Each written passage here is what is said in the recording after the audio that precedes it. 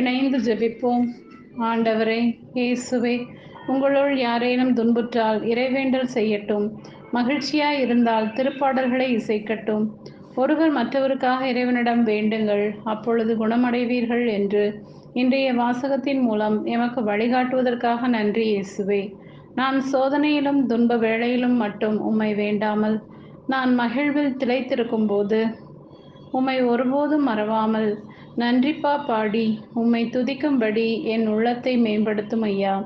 மேலும் நான் மற்றவருக்காக வேண்டும்போது என்னுடைய தேவைகள் நிறைவடையும் என்பதை உணர்ந்து என்னுடைய அன்றாட ஜெபத்தில் தவறாது மற்றவர்களுக்காக ஜெபிக்கும் நல்மனம் தாரும்.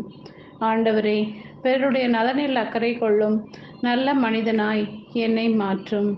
மேலும் திருத்தூதர் யாக்கோபு, என் சகோதர சகோதரிகளே, உங்களுள் ஒருவர் உண்மையை விட்டு நெறி தவறி அலையும் போது வேறொருவர் அவரை மனந்திரும்பச் செய்தால், தவறான நெறியிலிருந்து மனந்திரும்புகிறவர் அவரை அழிவிலிருந்து மீட்பார் என்பதையும் திரளான பாவங்களை போக்குவார் என்பதையும் தெரிந்து கொள்ளுங்கள் என்று கூறியிருக்கும் இந்த அறிவுரைகளை நாங்கள் மனதில் இருத்தி மற்றவர் நெறி தவறி செல்லும்போது எனக்கென்ன என்று ஒதுங்கியிருக்காமல் அவர்களுக்கு கனிவோடும் பக்குவத்தோடும் உண்மையை நன்மையை எடுத்து கூறி அவர்களை உம்முடைய பாதையில் வழிநடத்த தேவையான ஞானத்தை எமக்கு தாரும்.